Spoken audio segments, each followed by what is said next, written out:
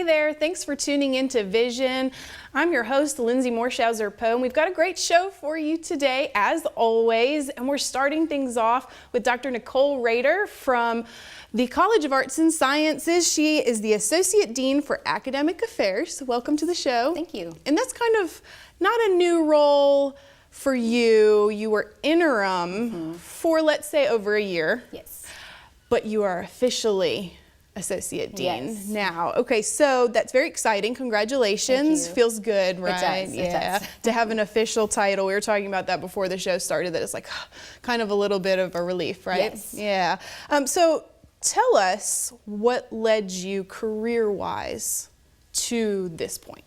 Okay. Well, I've been at Mississippi State for the last 12 years. It was my first and only job out of graduate school. And I was fortunate to serve in a lot of administrative positions very early in my career. So I was the undergraduate coordinator, the graduate coordinator, the internship coordinator in my department, and then I also directed gender studies, which is a college level program, and then I chaired a couple of university committees, the President's Commission on the Status of Women, and I helped create the Work-Life Balance Committee at Mississippi State. So I was kind of well positioned for doing this this job. I didn't really expect to be the Associate Dean, but it's actually been a really good fit for me. That's wonderful. So yeah, a laundry list Yeah. of titles, Yes. really, and it does seem like you fit perfectly. Tell us about your responsibilities in this position. Well, our office, we do a lot of the behind the scenes work with students and faculty. So we not only do we work on developing curriculum and helping faculty kind of navigate that system, but we also deal with a lot of student issues and also happy things. So we so we work. Those are with, sprinkled in, yes, right? Yes. So we start with orientation and recruiting students in our office, and then we also help students when they have some issues, like if they need to withdraw or add or drop a class or something like that. Unfortunately, we also work with dismissals and suspensions and grade appeals, but then we get to finish off happy at the end where we assist with graduation. So it's kind of nice.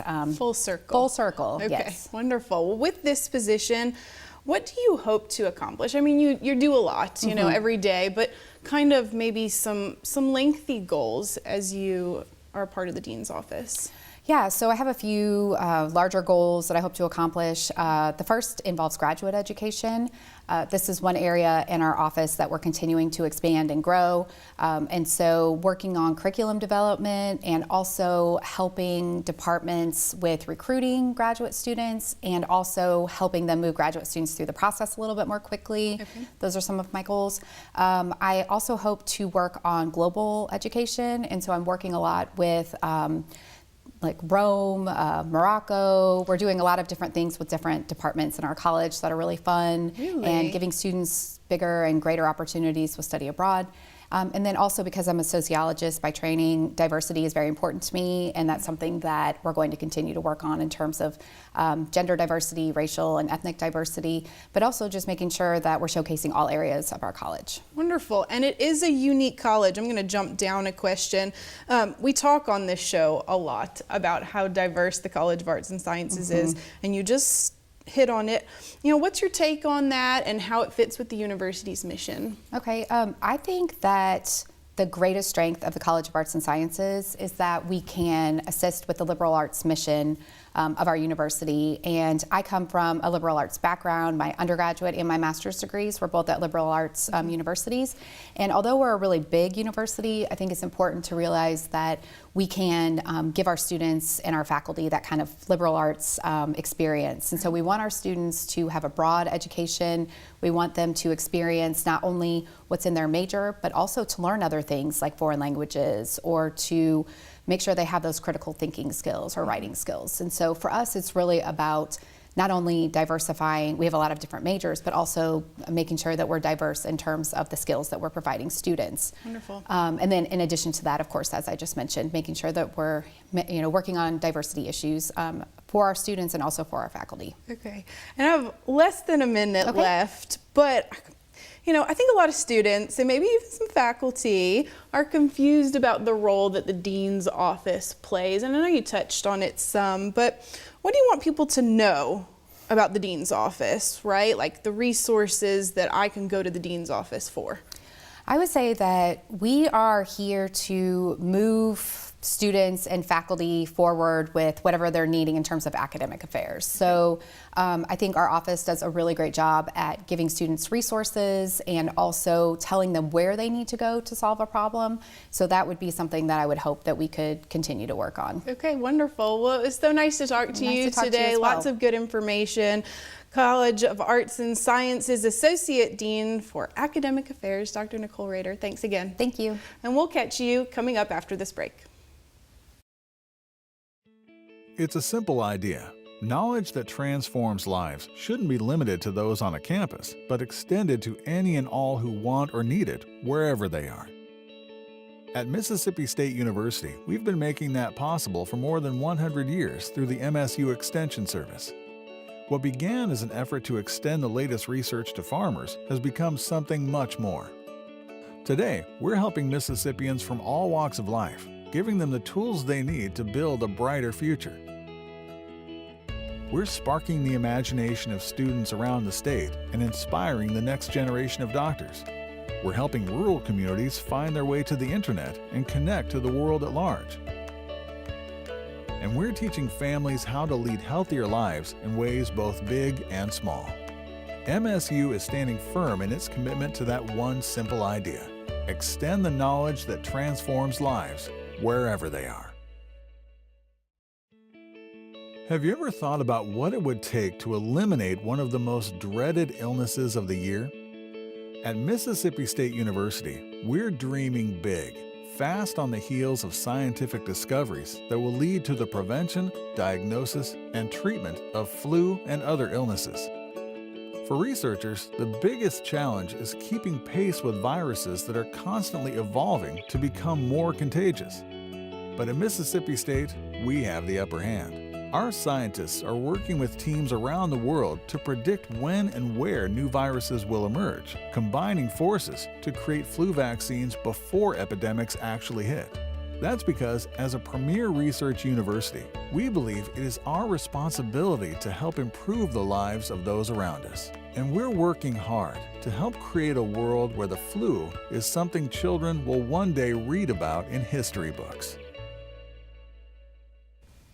Hey there, welcome back. Thanks for sticking with us. We've got Dr. Mary Celeste Reese in studio now, and she's got, kind of a lengthy title. So I'm going to let her go ahead and tell us all of the things that she does in biological sciences, the Department of Biological Sciences. So welcome to the show. Thank you for having me. Fill us in on your big role that you play in that department. Well, I wear a lot of hats at Mississippi State. I'm Director of Undergraduate Advising for the Department of Biological Sciences. I'm also Director of our Pre-Medical Advising Office that serves all students across the campus. Wow, wonderful. So tell us a little bit about your background and what led you to wear these hats in biological sciences. Well, initially I was hired by the Department of Biological Sciences at Mississippi State to teach mostly freshman level courses. And I did that for many years, and our department head at the time, Dr. Don Downer, who since retired, saw a need to standardize advising within our department, since we are the largest department within the College of Arts and Sciences.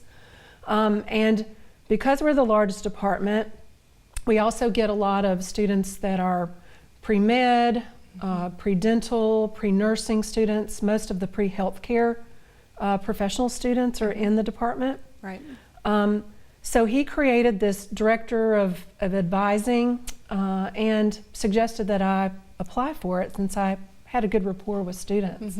And so I did, and I found myself as an advisor now. Right, an advisor to a lot of students, and you mentioned that. I work orientation as well, and there's always a joke. Everybody, we're not going to go alphabetically. Everybody who's in biological sciences, get up and leave, and it's typically 75% of the room. So you've got a lot of people coming through the department, so that makes sense. When it comes to advising those students, what are some tips that you give them, the kids who are coming in, who are going into something like pre-med? How do you go about that? I mean, there are a lot of them coming through that department. Sure. Well, First, I tell them that it's more than just good grades and good scores on the medical college admissions test or the dental admissions test. All those are very important, and they have to have a competitive GPA.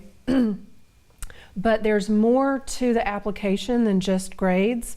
They need shadowing, they need volunteer hours, community service, leadership roles.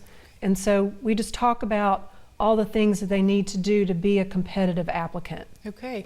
And speaking of, so within the last year, I know you all were excited about the opening of the Pre-Med Advisory Office. Tell us about this office and what services, I mean, you're touching on it right now, you guys provide for students. Sure. Well, through a very generous donation by Dr. Randy White and his wife, Marilyn, who is an alum of Mississippi State. He's a physician in Greenwood, Mississippi. He saw the need because a lot of other universities have a centralized advising location for pre-med students. Okay. He saw a need for this, and so we were given this money to start this office, and that's what we do. We're a resource center for pre-med and pre-dental students. And it's been a very good thing, correct? I mean, I was prepping for this interview, and as a direct result of this office, acceptance rates to MSU med schools, right, from MSU grads has increased, what, 25% in the past year or so? Can you talk on that a little bit? Absolutely, yes. We've had increased acceptance rates into not just medical school, but dental school and some of the other health professional schools. And I think this is a really great opportunity, no matter what your major is, for students to have a place to come to learn how to be a competitive applicant. Okay, wonderful. And so what are your goals, maybe in the next couple of years, being the director of this office? What do you want to see happen? Sure. Well, we're going to continue to be a resource center to let students know about opportunities that they can get involved in to pad that medical school or dental school application. I'd like to expand to other healthcare professions. I'd also like to do more recruiting. Mississippi State's not typically known for a school you go to if you want to go to medical school or dental school, and so I personally know that students leave Mississippi State very well prepared to enter those schools. So I'd like to do more recruiting and let students know about how fabulous Mississippi State is. It is. It's wonderful. And so is the College of Arts and Sciences. Thank you so much for joining us. Thanks for having me. It's a wonderful time. And we'll see you next time on Vision.